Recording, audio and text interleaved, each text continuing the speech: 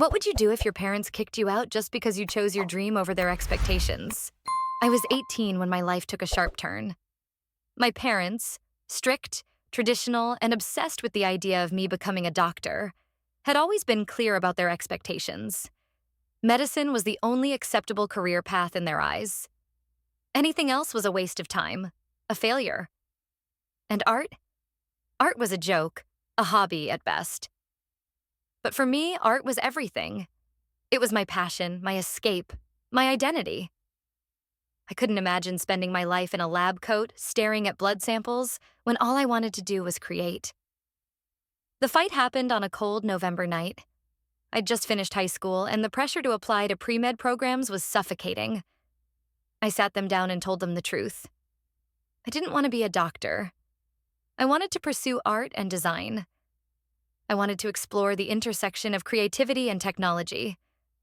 I wanted to build something new, something that didn't fit into their rigid definition of success.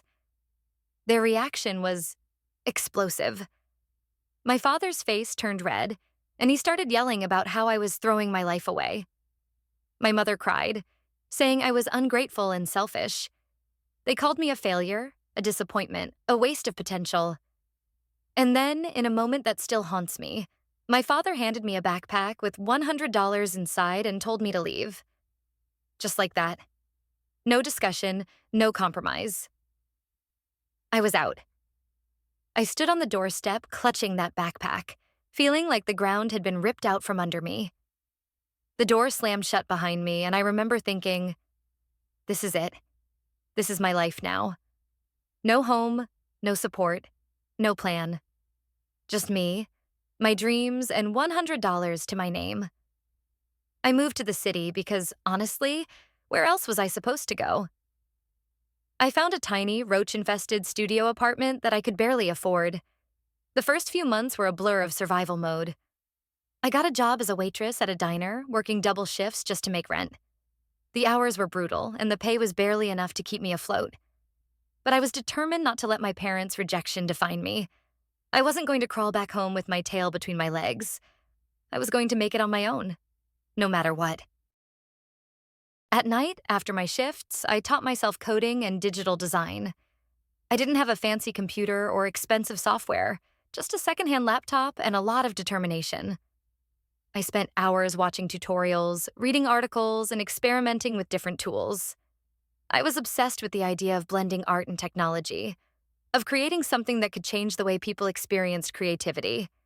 It was my dream, and I clung to it like a lifeline. But let's be real. It wasn't all inspiring montage moments. There were days when I wanted to give up. Days when I was so exhausted I could barely keep my eyes open. When the rejections from art schools and internships piled up. When I wondered if my parents were right. Maybe I was a failure. Maybe I was wasting my life. But then I'd remember the look on my father's face when he handed me that backpack. The sound of the door slamming behind me, and I'd push through. I wasn't going to let them win. The turning point came about a year into this grind. I was working on a digital art project, a kind of interactive portfolio that combined traditional art with augmented reality. It was just a side project, something I did to keep my creativity alive, but it started getting attention online. People were sharing it, commenting on it, asking how they could use it. And then, one day I got an email from a tech startup. They wanted to meet with me. I was terrified. I'd never pitched an idea before, let alone to actual professionals. But I went for it. I poured everything I had into that meeting, explaining my vision, my passion, my dream. And guess what? They loved it. They offered me a small grant to develop the project further. It wasn't a lot of money, but it was enough to buy better equipment and take some time off from the diner. For the first time in what felt like forever, I felt a glimmer of hope. That project became the foundation of everything that came next. I started building apps and tools that made digital art more accessible, more interactive, more fun. I pitched my ideas to investors, faced countless rejections, and pushed through failures that would have crushed me a year earlier. But I kept going. I had to. I didn't have a safety net, no family to fall back on. It was just me and my dream. And then one day, it happened. One of my apps went viral. Suddenly, I was getting calls from big name investors, offers from tech giants, and features in major publications. My tiny side project had turned into a thriving business, and I was the CEO of a multi-million-dollar company. It was surreal. I'd gone from being a waitress with $100 to her name to running one of the fastest growing tech companies in the country. And the best part? My parents had no idea. But that's just the beginning of the story. The real kicker came 10 years later when I invited my parents to the grand opening of my billion-dollar company's headquarters. Oh, you better believe there's more to this tale. But for now, I'll leave you with this. Success is the best revenge. And trust me, I've got plenty of it. I'd just landed a small grant to develop my digital art project. It wasn't life-changing money, but it was enough to buy me some time and better equipment. I quit my waitressing job. Goodbye, greasy diner uniforms, and threw myself into building my first app. I called it Artify, a platform that let users create interactive, augmented reality art pieces. It was niche, but it had potential. The first few months were a grind. I was coding, designing, testing, and debugging pretty much 24/7. I lived on instant noodles and caffeine, and my social life was non-existent. But I didn't care. For the first time in my life, I was doing something I loved, and I was good at it. The app started gaining traction online, and before I knew it, I had a small but dedicated user base. People were creating incredible things with Artify, and it was blowing my mind. But here's the thing about startups. Traction doesn't always equal money. I was running out of cash fast, and I knew I needed investors if I wanted to keep going. So I started pitching. And let me tell you, pitching your idea to a room full of suits who don't understand your vision is humbling. I got rejected more times than I can count. Some investors straight up laughed in my face. Art and tech? That's not a real business, one guy told me. Another said, come back when you have a real product. Ouch. But I didn't give up. I kept refining my pitch, my product, my vision. And then, finally, I caught a break. A venture capitalist who specialized in creative tech saw potential in Artify. She offered me $500,000 in seed funding. $500,000. I almost passed out when she said the number. That money changed everything. With the funding, I was able to hire a small team, a couple of developers, a designer, and a marketing specialist. We worked around the clock, improving the app, adding new features, and expanding its reach. It was chaotic and stressful, but it was also exhilarating. For the first time, I wasn't doing this alone. I had a team that believed in me, in Artify, in the dream of blending art and technology. And then, it happened. One of our users, a popular digital artist, created a stunning AR piece using Artify and posted it on social media. It went viral. Like, millions of shares viral. Suddenly, everyone was talking about Artify. Downloads skyrocketed, and we were getting featured in tech blogs, art magazines, and even mainstream news outlets. It was surreal. My little side project was now a legit business. But with success came new challenges. We had to scale fast to keep up with demand, which meant more funding, more hires, and more pressure. I was juggling a million things at once, managing the team, meeting with investors, handling PR, and still trying to stay involved in the creative side of things. I was exhausted, but I loved every second of it. This was my dream, and I was living it. As Artify grew, so did my ambitions. I started thinking bigger. What if we could revolutionize the entire creative industry? What if we could give artists the tools to create things no one had ever seen before? That's when I came up with the idea for Nova Creative, a suite of digital tools that would empower creators to push the boundaries of art and technology. It was a massive undertaking, but I knew it could be huge. I pitched the idea to my investors, and they were on board. We raised another $5 million in Series A funding, and I started building the Nova Creative team. I hired the best developers, designers, and creatives I could find.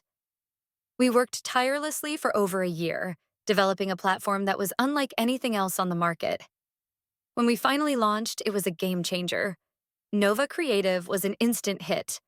Artists, designers, and even big-name brands were using our tools to create mind-blowing projects. We were getting recognition from industry leaders, winning awards, and attracting even more investors. Within a few years, Nova Creative was a multi-million-dollar company, and I was the CEO of one of the fastest-growing tech companies in the country. But here's the kicker. Through all of this, my parents had no idea what I was doing. As far as they knew, I was still the failure they'd kicked out all those years ago. They had no idea that the daughter they'd disowned was now running a successful tech company. And honestly, I liked it that way. I didn't need their approval anymore. I had built something incredible on my own, and I was proud of it. But deep down, there was a part of me that wanted them to see what I'd accomplished. I wanted them to know that I hadn't given up, that I'd turned their rejection into fuel for my success. And that's when I got the idea for the ultimate revenge. Fast forward to 10 years after I'd been kicked out.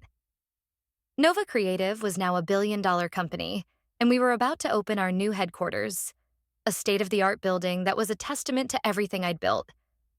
I decided to throw a grand opening event, and I knew exactly who to invite. I sent my parents an invitation. Not from me, of course. It was a formal, impersonal invite from Nova Creative, addressed to them as potential industry leaders. They had no idea it was from me. They probably thought it was just another networking opportunity, a chance to rub elbows with powerful people. Little did they know, they were in for the shock of their lives. 10 years. That's how long it had been since my parents kicked me out with nothing but a backpack and $100.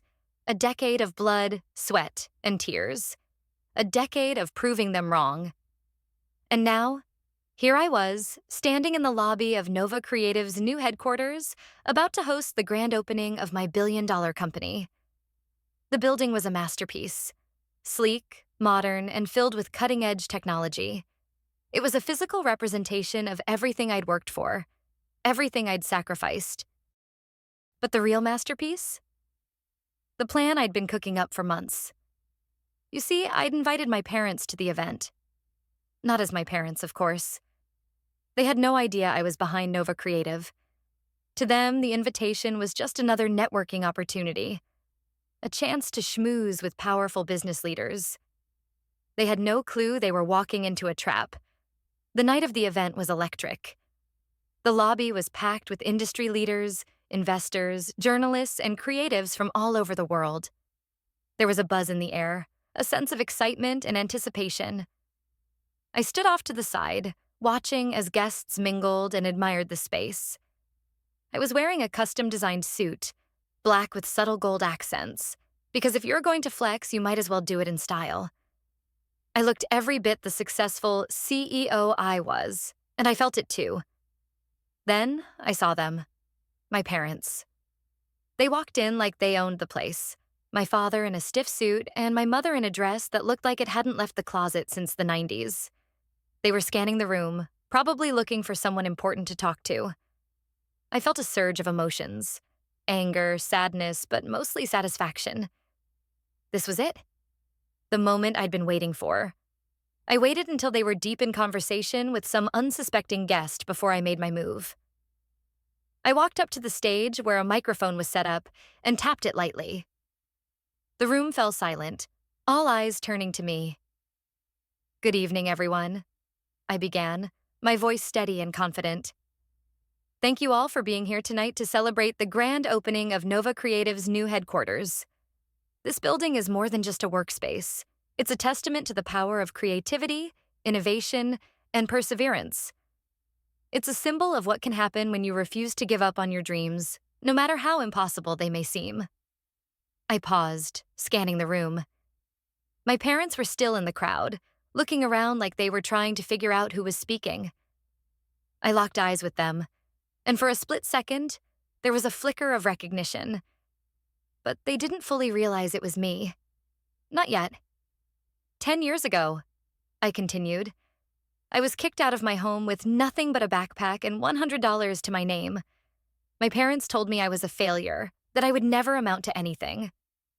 They said I was throwing my life away by choosing art over a real career. But I didn't let their rejection define me. I used it as fuel.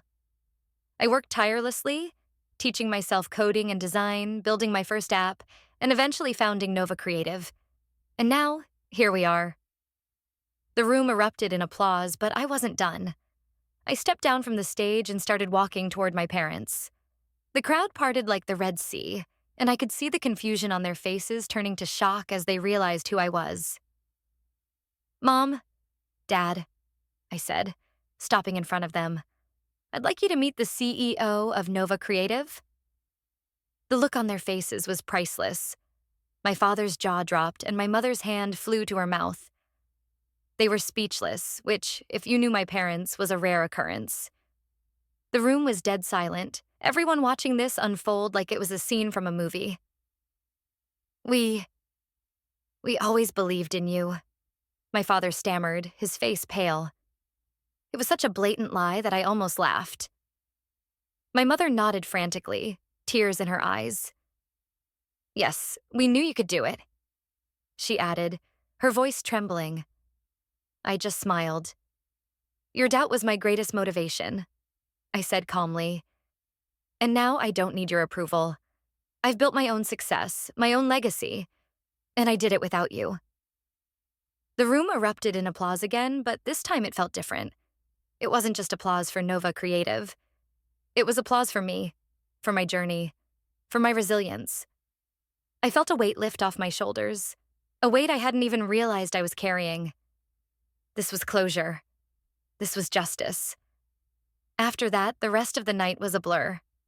Journalists swarmed me, asking for interviews and quotes. Guests congratulated me, shaking my hand and praising my speech. My parents tried to approach me a few times, but I politely excused myself each time. I didn't owe them anything. Not my time, not my attention, not my forgiveness. As the event wound down, I stood on the balcony overlooking the city, a glass of champagne in hand. I felt free. For the first time in my life, I wasn't carrying the burden of my parents' expectations, their rejection, their disapproval. I had proven them wrong in the most spectacular way possible, and I had done it on my own terms. From being disowned for choosing art to building a billion-dollar company and finally getting the ultimate revenge. It wasn't easy, and it wasn't pretty, but it was worth it. If there's one thing I want you to take away from this, it's this. Don't let anyone else define your worth. Not your parents, not society, not anyone. Your dreams are valid, and your success is the best revenge. Have you ever experienced something similar? Share your thoughts.